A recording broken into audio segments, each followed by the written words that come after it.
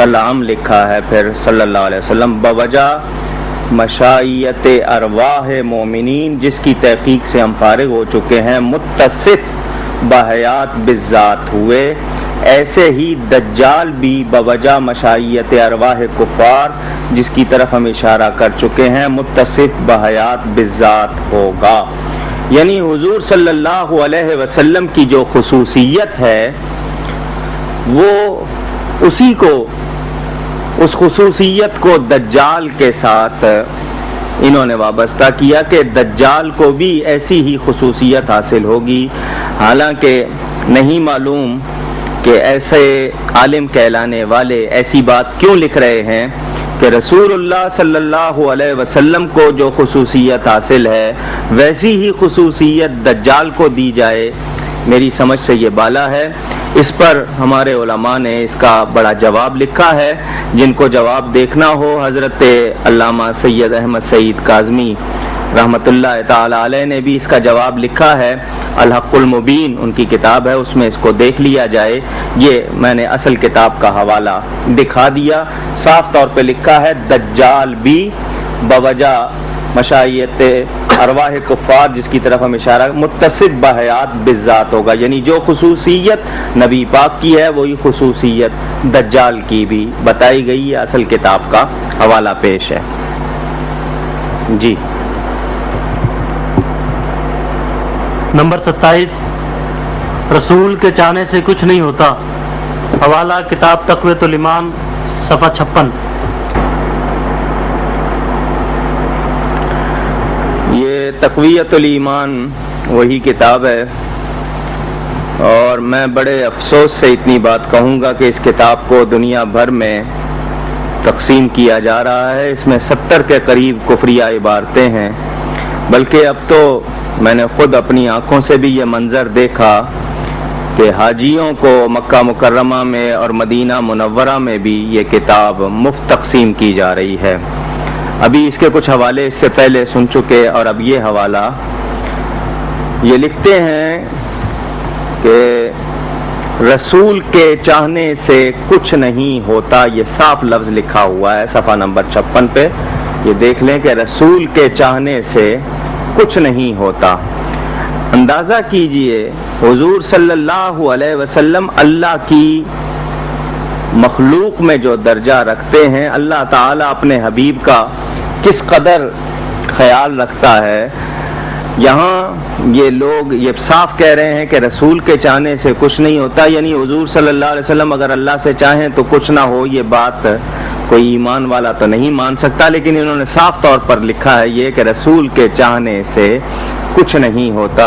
ये तक़वियतुल ईमान में ये साफ लिखा है। और इसी के जवाब में यानी साफ वो लिखते हैं कि अल्लाह वही चाहता है जो थानवी चाहता है। चुनाचे मैं उसका भी हवाला पेश कर दूं, ये ना हो कि ये समझें कि एक रुख पेश किया है, दूसरा भी पेश कर देता हूँ। ये एक किताब है, इसमें मैं हवाला पेश करता हूँ। मेरी किताब ज़रा दीजिएगा, वो सफ़ेद स्याह, उसमें भी मैंने लिखा है सफ़ा 47। एक सेकंड मैं इसमें दिखा दूं।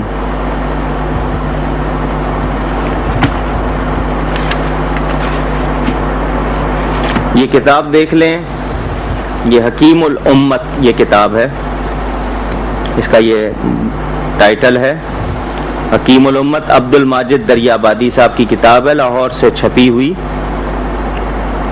इसके सफ़ा 47 पर वो लिखते हैं अल्लाह ने वही चाहा जो उसके एक मकबूल बंदे ने चाहा था। ये थानवी साहब के बारे में दरियाबादी साहब ने लिखी है कि अल्लाह ने वही चाहा जो उसके एक मकबूल बंदे ने चाहा था। और वहाँ वो लिख रहे हैं तक़वियतुल ईमान वाले कि रसूल के चाहने से कुछ नहीं होता। ये देख लीजिए और ये भी फ़र्क देख लीजिए, अंदाज़ा कर लीजिए इन लोगों के नज़दीक उलमाए देवबंद की तो हैसियत है या उनकी कोई कदर है, लेकिन रसूलुल्लाह सल्लल्लाहु अलैहि वसल्लम की कोई कदर नहीं है। अगला हवाला जी। नंबर 28, इबारत है अल्लाह को मानो, इसके सिवा किसी को ना मानो। किताब तक़वियतुल ईमान, सफ़ा 14। ये वही तक़वियतुल ईमान किताब का हवाला है। یہ دیکھیں،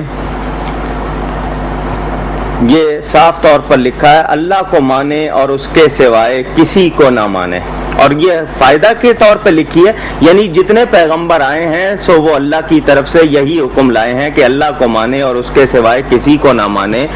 تو اگر نبیوں کو ہی نہیں ماننا تو پھر اللہ پر ماننے کا دعویٰ کیسے ہو سکتا ہے؟ میری سمجھ سے یہ چیز بالا ہے کہ کس نبی نے، انہوں نے تو یہ کہا کہ بھی ہم اللہ کے بندے ہیں، ہم پر وحی آتی ہے، اور جب تک رسالت کو نہ مانا جائے توحید پر ماننے کا کوئی تصور نہیں ہو سکتا، کیونکہ اللہ کی پہچان حضور صلی اللہ علیہ وسلم کے ذریعے ملی، ان سے پہلے دوسرے انبیاء جو دوسری قوموں کی طرف آئے اور یہ کہتے ہیں اللہ کے سوائے کسی کو نہ مانے، اور اس جملے کو اس کتاب میں کئی جگہ انہوں نے لکھا ہے۔ یہ دیکھ لیجئے اصل وہ جملہ ان کا کہ اللہ کو مانے اور اس کے سوائے کسی کو نہ مانے۔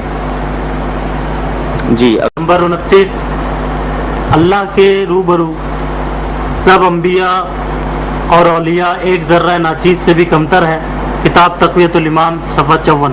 غالباً میں اس کے بارے میں پہلے گفتگو کر چکا ہوں، یہ حوالہ پڑھ کے سنا چکا ہوں۔ انہوں نے جب یہ بات آئی تھی اس سے پہلے تو میں نے اس سے پہلے یہ پڑھ کے سنا دیا ہے کہ ان لوگوں نے حضور صلی اللہ علیہ وسلم کے بارے میں یہ لکھا ہے کہ جی انبیاء و اولیاء، یہ دیکھ لیجئے، پھر اس کو دیکھ لیں، صفحہ نمبر 54 پہ ہے، اللہ کی شان بہت بڑی ہے کہ سب انبیاء اور اولیاء اس کے روبرو ایک ذرہ ناچیز سے بھی کمتر ہیں۔ یہ میں پہلے اس کے بارے میں بتا چکا ہوں، یہ دوبارہ دکھا رہا ہوں۔ جی عبارت نمبر 30، نبی کو اپنے بھائی کہنا درست ہے، کتاب براہین قاطعہ صفحہ نمبر 3۔ یہ براہین قاطعہ اس سے پہلے بھی 2-3 اس کے حوالے گزر چکے ہیں، پھر دیکھ لیجئے۔ یہ خلیل احمد امبیٹوی صاحب کی کتاب ہے جس پر تائید و تصدیق رشید احمد گنگوئی صاحب کی ہے، کتب خانہ رحیمیہ دیوبند ضلع سہارنپور سے چھپی ہوئی میرے پاس موجود ہے۔ یہ صاف فرماتے ہیں اگر کسی نے بوجہ بنی آدم ہونے کے آپ کو بھائی کہا تو کیا خلاف نس کے کہہ دیا، وہ تو خود نس کے موافق ہی کہتا ہے۔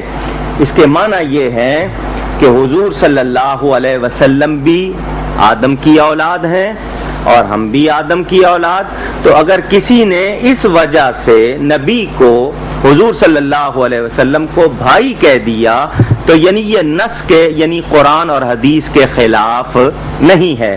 تو اس پر میں یہ عرض کروں گا کہ اگر یہی اصول ہے کہ چونکہ نبی بھی آدم کی اولاد اور ہم بھی آدم کی اولاد، تو اگر یہی بنیاد ہے اور یہ نص کے خلاف نہیں ہے تو پھر کہہ دیا جائے کہ یہ لکھنے والے خلیل احمد امبیٹوی صاحب بھی آدم کی اولاد ہے اور نمرود بھی آدم کی اولاد ہے۔ تو پھر اگر ان کو نمرود کا بھائی کہہ دیا جائے تو انہیں تکلیف نہیں ہونی چاہیے۔